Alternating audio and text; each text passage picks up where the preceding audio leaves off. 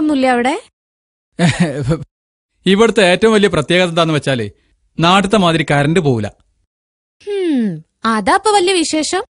എന്നാ അതിനേക്കാളും വലിയൊരു സംഗതി ഉണ്ട്. അത് പറഞ്ഞാൽ ഈ വിശ്വസിക്കൂല. നമ്മളെ നാട്ടിൽ നിന്നൊക്കെ കറണ്ട് നമുക്ക് ഷോക്ക് അടിക്കൂലേ? എന്നാ ഗൾഫിലെ കറണ്ടിന് ഷോക്ക് അടിക്കൂല. സത്യം. ഹൈ എടി, എനിക്ക് സംശയം ഉണ്ടെങ്കിൽ ഈ ഗൾഫിൽ നിന്ന് വന്ന ആൾക്കാരോടൊന്ന് ചോദിച്ചു നോക്ക്. പിന്നൊരു കാര്യം, സൗദിയിലും ഖത്തറിലൊക്കെ എങ്ങനെയാ നിങ്ങൾക്ക് അറിയില്ല. ഞാൻ കുവൈത്തിലെ കാര്യമാണ് പറഞ്ഞത്. ഇവിടുത്തെ കറണ്ടിന് ഷോക്ക് അടിക്കൂല, അത് എനിക്ക് ഉറപ്പാ. എടി, ഞാനിപ്പോ എന്റെ ഒരു വിരല് പ്ലഗിന്റെ ഉള്ളിലിട്ട് സ്വിച്ച് ഓൺ ആക്കി നിൽക്കുക. പറഞ്ഞാ വിശ്വാസാവില്ല. എന്റെ പടച്ചോനെ, ഇമ്മാതിരി വർത്താനം കേൾക്കുമ്പോഴാ എനിക്ക് ഷോക്ക് അടിക്കാതെ കരണ്ടേ. നിങ്ങൾ ആരോടാ ഈ വർത്താനൊക്കെ പറയണത്? എടി ചൂടല്ലേ, ഞാൻ പറഞ്ഞു മുഴുവനാക്കട്ടെ. അന്നൊരിക്കൽ വിസിറ്റിംഗ് വിസ എടുത്തിട്ട് ഞാൻ കുവൈത്തേക്ക് കൊണ്ടുവരും. എന്നിട്ട് അനക്ക് ഞാൻ ബോധ്യപ്പെടുത്തി തരാം ഇവിടുത്തെ കറണ്ടിന് ഷോക്ക് അടിക്കോ അല്ലേ എന്നുള്ളത്. ഇങ്ങോട്ട് വിശ്വസിച്ചാൽ മതി. അതൊക്കെ പോട്ടെ. എന്തൊക്കെ വാപ്പാന്റെയും ഉമ്മാന്റെയും ഒക്കെ വർത്താനം?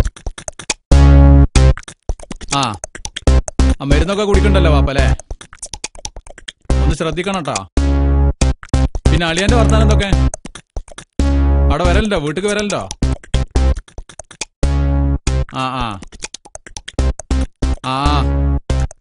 ഏതായാലും ഒന്ന് കരുതിയിരുന്നോ, കയ്യിലുള്ള കാശൊക്കെ അടിച്ചു മാറ്റി കൊണ്ടുപോകും.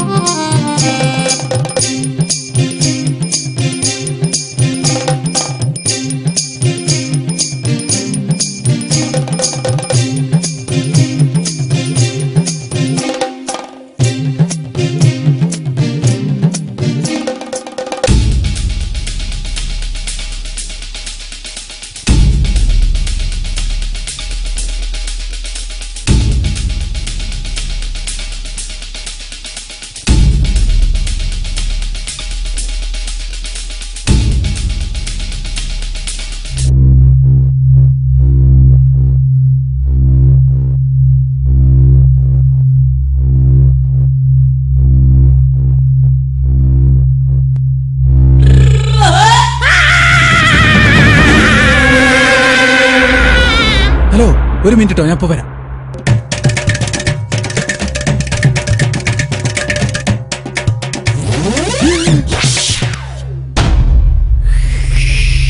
സൂപ്പിയെ, എന്താ പറ്റിയത്?